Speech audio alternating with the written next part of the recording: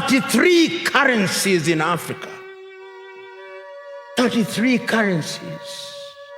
None of which is used to conclude transactions anywhere.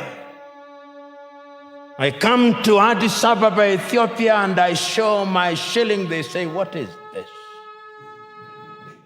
But let me show the dollar. Oh, this is it. Let me show the euro. This is it. There has been some allegation that, France is the one that is just sabotaging, the single currency for the West African region. We need a borderless continent. We need a continent with one currency. We need a continent with one parliament, which has got teeth and it will bite and hold the executives in countries accountable. And ultimately, we need one African president. Think about it, a Senegalese going to Nigeria and just arriving there and just having the same currency to spend without thinking about changing, any sort of conversion.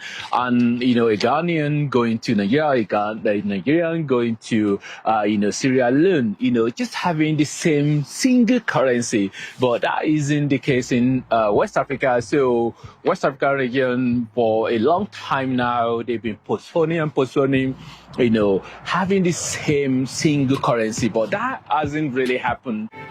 We need United States of Africa. We supported and we continue to support those ideals of brother leader Gaddafi. We are following in the footsteps of those leaders. We are not saying they were perfect, some of them, but they are a lot of teachings that come from our leaders in the continent which we can follow because we think they will unite us. This thing was the one thing called Africa. This was one thing. It was divided by colonizers. These borders are artificial borders imposed on us by colonizers.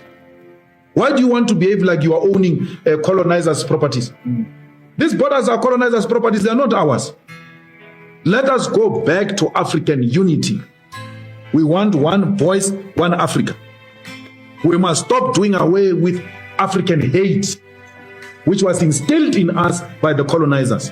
When you say, hey, there are too many Zimbabweans here, there are too many Nigerians here, hey, you are doing the work of the devil, which is to divide Africans. Be angry with Nigerians and South Africans for doing crimes. Zimbabweans, the same way you are with South Africans who commit crimes. They must be treated the same. Who said that Africa cannot be part of the solution? That when Africa is being discussed, it's only being discussed in the context of the problems. Our voices are limited to, you are victims of climate change. We will help you to manage situation. We will manage you to deal with adaptation. We will look for some little money for mitigation. We do not want to be in that corner. We want to be in the conversation about the solutions. We are unable to unite because we are divided along colonial lines, Francophones and Anglophones. We need to do away with that. We need to love our African brothers in America when they are being slaughtered, in London when they are being slaughtered. They need to know that we love them here in South Africa. They remain our brothers. Love each other everywhere else where you find one another. Protect each other, Africans, because we are in the receiving end of capitalism. Capitalism inherently, it is racist. That's why it's targeting blacks everywhere else where blacks are found. So we need to do away with that. We need to and Commonwealth is actually one of the institutions that perpetuate African divisions. We still have judges in Kenya, in Zimbabwe, wearing blonde wigs. What is that? What is that? And including some scholars who are lawyers, they are wearing those things, they still wear those things and come and lecture us about decolonization wearing a wig. Decolonizing Africa starts with simple things. Starts with doing away with apartheid colonial symbols and colonial way of doing things. We must, and even if it's not our generation, generations to come, we must have a language that unites Africans, like Swahili. If Swahili can be developed and it become a continental language, and then we do away with speaking to each other in English. Because that's what colonizers did. Divided us, made sure that we don't have a common language to communicate amongst ourselves, and then we use their language to communicate so that they can hear everything we say. So we need to do away with that. If we want Africa, which will be an equal competitor with the West. Mr. President, in the last 4 months, I have sent a special envoy to 15 countries, amongst them Egypt, from Egypt to South Africa, because we need to consolidate the market around East African Community, SADC, and COMESA. We are remaining with a few signatures. I think only 3 countries need to sign in so that we can consolidate this market into the TFTA that will give us 720 million people with a GDP of 1.3 trillion, and we can create a huge market that can be competitive with other markets globally. But everywhere else in the continent, we need to start doing away with those things. And pulling out of Commonwealth is one of the things we need to do to realize a complete sovereignty for South Africa. We must not be scared to say that. We must be hated. It might not happen now, but that is what we're envisaging for the future of South Africa. It might not be realized in our lifetime, but those who are coming after us should know what we stood for. We were anti-colonial, anti-imperialist, and therefore anything that represented imperialism and colonialism we reject. In the same way we reject Trump, in the same way we reject Theresa May, we reject everything that represented. When we said roads must fall, we meant exactly that we need to do away with symbols that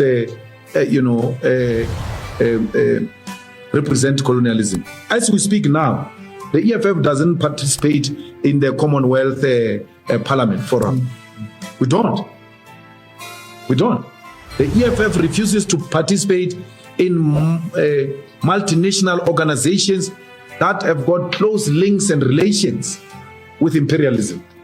We refuse. We don't do that. And our going to London, talking to business people in London, talking to business people in America, everywhere else, is not talking to imperialism. It's talking to individual potential investors. The same thing we can do in Nigeria. The same thing we can do in Kenya. Strengthen African Union. We need to strengthen African Parliament. We need to strengthen African judicial system. We need to trial tyrants here in Africa. We need to trial and jail dictators here in Africa through our own African judicial system. We can do it. We don't need imperialists to come and tell us how we can conduct our affairs in this continent. For that we shall be hated. But let us be killed and hated for what we stand for. We must not be scared to die for the things that we stand for. That's what we represent. That's what we stand for. And not being scared to die. I saw a Muruti that Kenneth Mishwe say, Malema is always surrendered by bodyguards and all that. Not being scared to die doesn't mean you must live a reckless life. Because any leader that lives a reckless life and doesn't protect himself, that leader will compromise the revolution. We need to protect our leadership. But if death comes, Malema must not ask for forgiveness. Malema must tell them, kill me, dog. That's what you are here to do. Kill me. Kill me for what I represent. Those should be the last words when you die as a revolutionary. Die with your boots on. Die not apologizing, because the enemy one day will tell the story of your life and they will say these were the last words. The last words of a revolutionary must inspire generations to come to continue the fight for a total economic emancipation of the African continent. Thank you very much. That it is not intelligent for 54 of us to go and sit before one gentleman from another place. And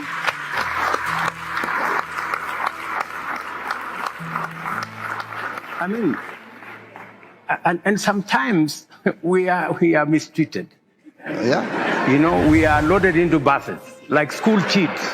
You know, and it's not right. Well, you are summoned, you know. It's not right.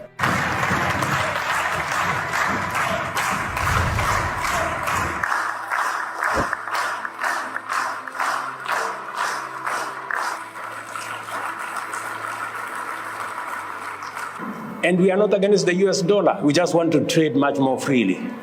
Let us pay in US dollars what we are buying from the US. But what we are buying from Djibouti, let's use local currency.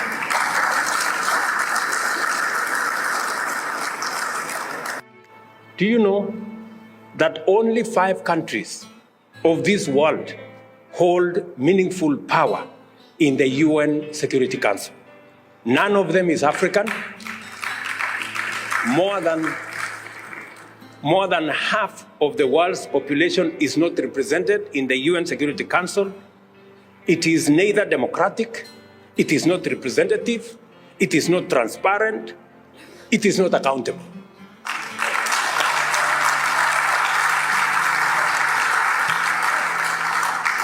As a result, it is unable to effectively respond to the pressing peace and security needs of the parts of the world most affected by conflict and insecurity in our global south. Its attitude to conflicts is geographically determined, and its intervention is likewise biased. In 2023, it should not be possible for the foremost institution of global governance to remain so egregiously exclusive and non-representative and claim to stand for any meaningful human norm.